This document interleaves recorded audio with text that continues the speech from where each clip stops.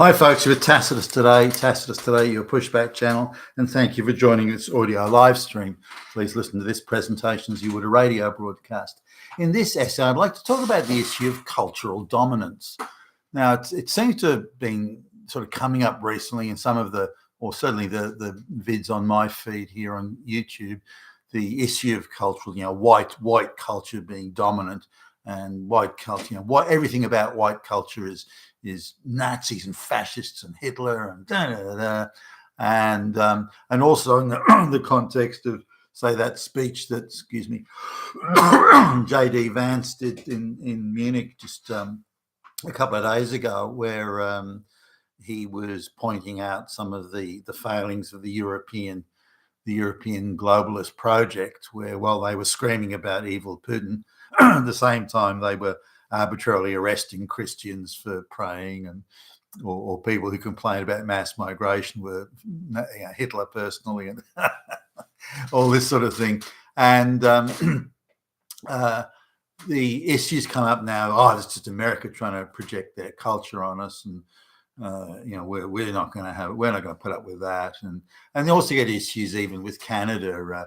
The pathetic part-time drama teacher, Trudeau. I mean, how the fuck that guy got it? but he's a good, useful little flunky for stooge for the globalists, and he's talking about Canada's going to, we're going to stand up to the bully and all this. And this is a guy who goes and does Bollywood dances. He's the tough dude who's going to stand up to. But this issue of cultural dominance, Canada's just culturally dominated by the US. That's just another example of literally Hitler and the absurd outpouring of propaganda nonsense that comes from that. But I just want to concentrate in this essay on this issue of cultural dominance. What is it? How do we perceive it? Is it a good or a bad thing? Is what we think is cultural dominance really a choice people are making particularly terms of soft power type cultural projection, such as the English language or music or entertainment like movies or anything at all, computer games, this sort of thing.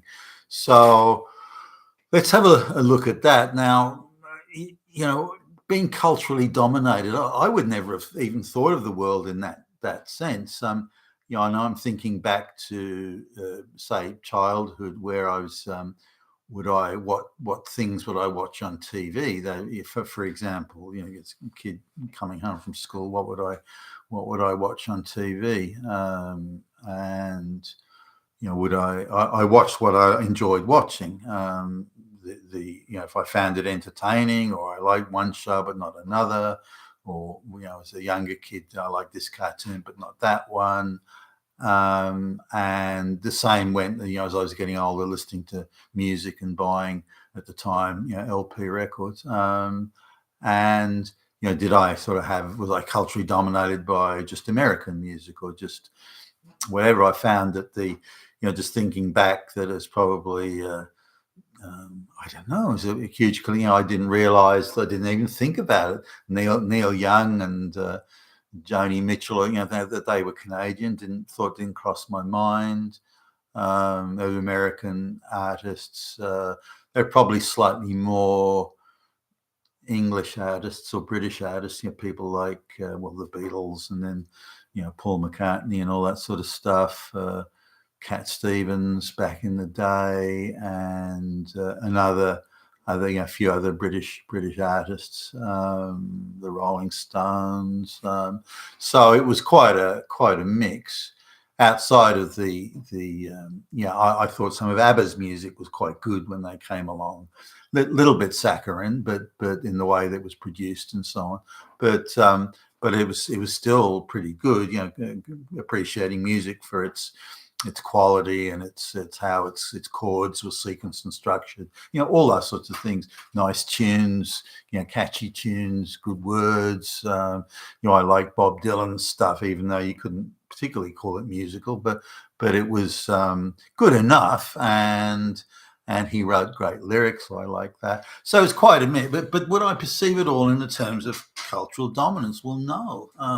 There were movies I saw that I liked, and movies that I didn't like or didn't think much of, or ones that you look at. So I look at that again. But it was something I enjoyed doing. So I think separating cultural dominance from just simply enjoying things that you liked, and that's all it was. Now, as a byproduct of that, if you have an oversupply of quality entertainment from one source, then you may be influenced by that. Is that cultural dominance, though, or is it creating high quality product? Now, if you looked at it in terms of product, I didn't mind where a product came from. If it was good quality, if it was a good price, if it did the job, then I didn't care where it came from. And as a consumer, you tend not to.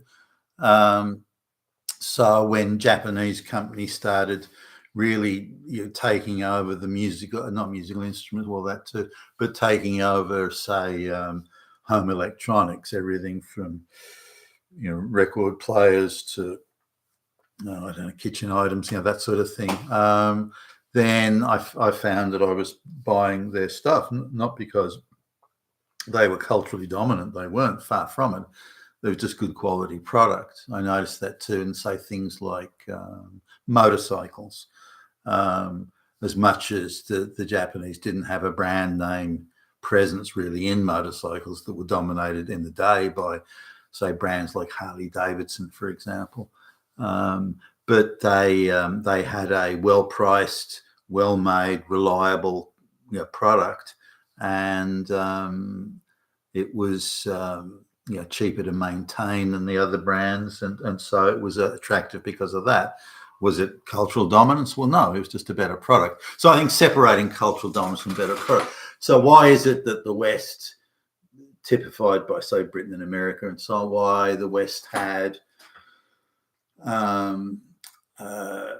if you like, a culturally prominent, if not dominant position? Well, there's a few things for that. Firstly, in a trade, as a trading empire, a mercantile trading empire, the British had certainly dominance from really the 1750s, say the late 1750s onwards, and they ceded that dominance to Germany and the United States, and then particularly the United States following the two world wars, and particularly following the Second World War. So there was really an unbroken run of mercantile.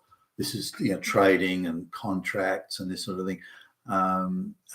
International finance, international insurance. There was a dominance of English-speaking people really for 200 plus years, and that had a huge effect on projection of the English language as something that rankles even to this day with the Chinese, for example. Now I speak passable Chinese, Mandarin, so. And when I conversing with people and going up to that part of the world and doing business, they still to this day think that Chinese, that the Middle Kingdom, the center of the universe, as they see themselves, or nationalists see themselves, they perceive that Mandarin should be, and they would like it to be even today, the world's dominant language.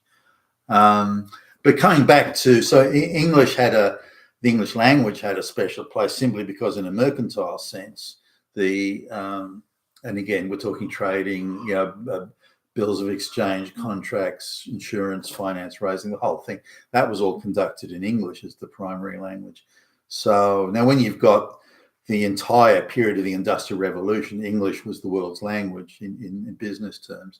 Now, sure, German became prominent, but you look at all the elite Germans from the late 1800s onwards, they all spoke English. So it continued as really the world's business language, and did for over 200 years. So there's a sort of a natural position.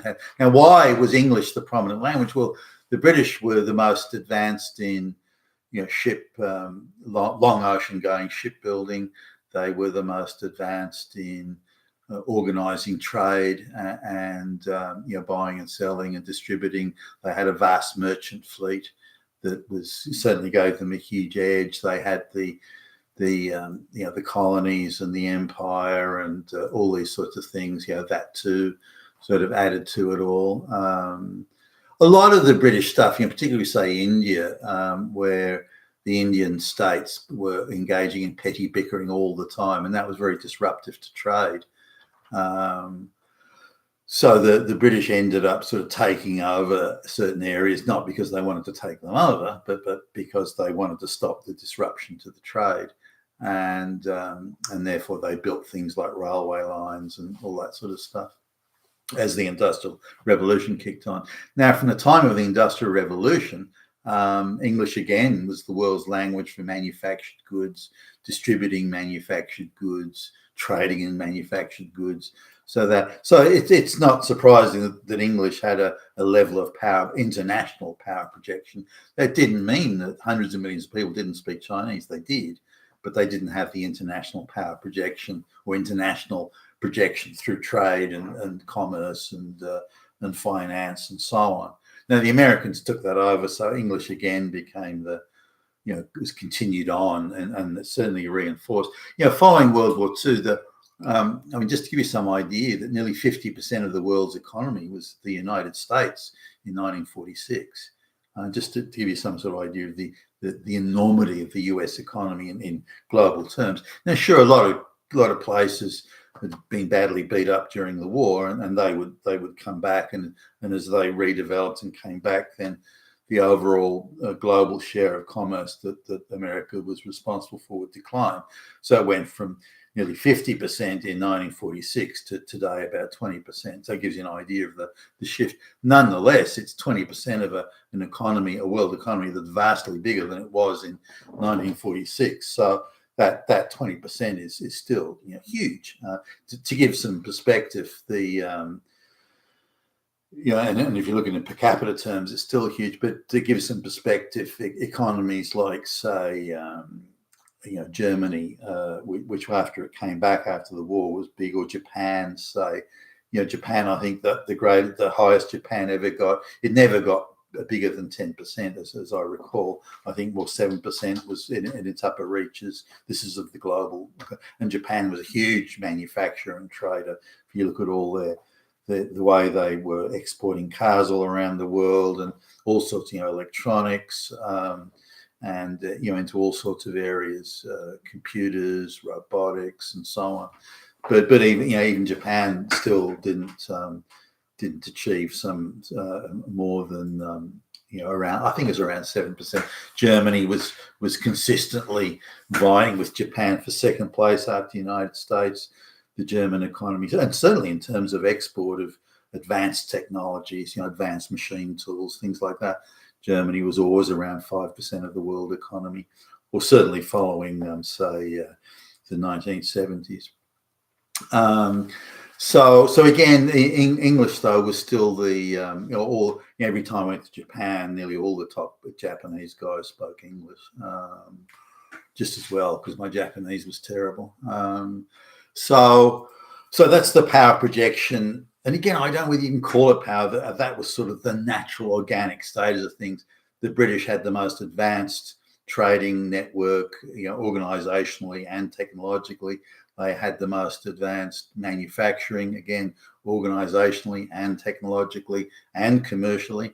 So it was quite organic and natural that what we see now as power projection, but really it was just the most advanced technical outfit in the world going around and doing business, and quite efficient and effective at it. So, but then there are other things. I mean, these things are lesser known. The Catholic Church used to sing.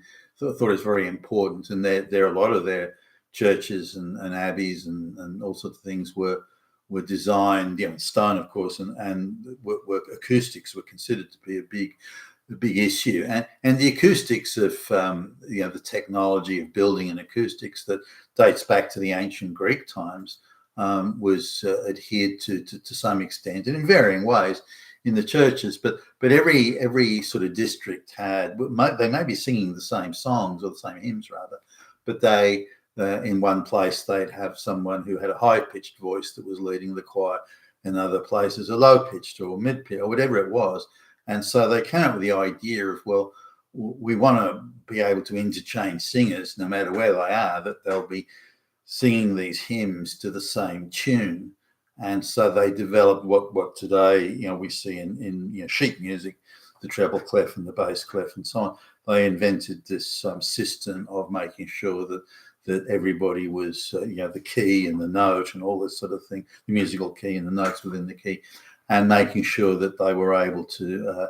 So if you were singing the hymn in Abbey 1, you could go to an abbey 200 miles away, and you could join the choir there, and it would be exactly the same hymn sung in the same musical notes and musical keys and the like. So it got commonality and standardization of sounds of the musical scales across the churches.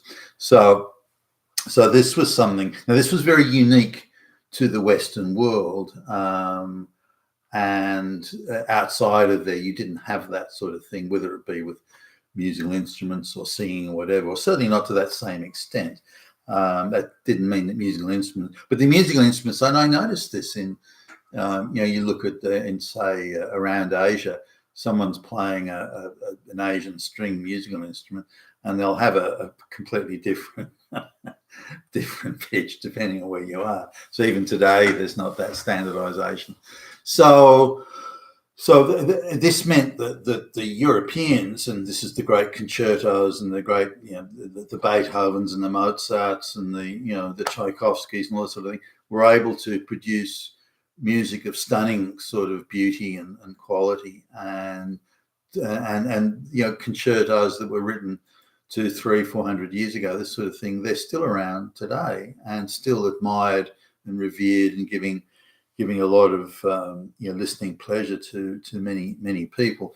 That was very unique to the Western world, so that music and entertainment via music, whether it's popular songs from the Eagles or the Beatles or whatever, that this was very much something that was pretty much unique to the Western world, and it's because of that spread of musical. That highly structured concept of music, and that created a discipline and a framework for creating, again, some beautiful music that you don't see elsewhere around the world. You only see this in the West. So when people and people all over the world enjoy listening to pleasant music, it's not unique to Westerners. The production of that music was unique, but not its the enjoyment it gives. And wherever I go around, whether it be the first world non-European countries or third world countries, you can go into a hotel in some third world. This is a Western hotel, by the way, so I suppose that's a consideration. But you go some third world shithole where tens of millions of people are dying of starvation and the likes, and every song they play, like there'll be a band, every song they play is a Western song. There's no local music or sounds at all, and these people pride themselves on being up to date on Western music and Western songs, be able to play them, and they've memorized all the words and this sort of thing. So now when you turn to entertainment by things like movies and cartoons and the visual entertainment, then I found that I was drawn to the better quality of the entertainment, the more I was drawn to it. And it could be sci-fi, it could be whatever, but I was drawn to it because of the quality, not because it was projecting some sort of cultural message or conditioning. It was simply the quality of it. Now, there were Australian shows, for example, when I was a kid, but the production quality was so low, the budget was so tight. They're obviously doing it in one take. The budget for technology, special effects or something was about zero. Some of these, and I tried to look at them. One just recently, and I thought, why didn't I like this thing? And it was so bad. It was cringe bad, beyond cringe bad. And the American or the British productions, they just spent more time and money. It was more refined. better acting, better scripting. It was just better all around. Now I look back at some of them now and think, oh, gee, that was cheap and on a budget. But relative to what was going on at the time, it was okay. And as a kid, you tend not to notice some of the shoddier aspects of the production process, but or the continuity. Where it's raining as they're talking, and then the camera switches, and suddenly it's sunny, even though it's meant to be the same scene at the same moment. As a kid, you don't necessarily see that, but nonetheless. So I would argue that cultural power is something that we're confusing it with quality of entertainment or quality of product or quality of service or whatever. And for example, I remember when McDonald's was first coming to Australia, there were a lot of people were complaining about that it was American cultural power, and it was just a cultural thing, and it was this and it was that. Now that may be one argument, but the reality was they produced, at the time at least, a quality product. They gave absolutely excellent service, and it was it was well priced for what you got, and it was so they were. Were they, projecting cultural power? Well, maybe, but it was a byproduct of having an extension of having a better product and a better service and a better price. So those two shouldn't be confused, and I think they have been confused. So cultural power. Now, what we have seen since the globalists took over is they used America to bludgeon all the other countries in the world to go along with the globalist project, and acted like a bunch of goons in doing so. And we can only hope now that the administration of President Trump will use American power to unwind that goon squad type behaviour that the globalists engaged in. You've been fantastic today, your Pushback channel. Thank you for listening.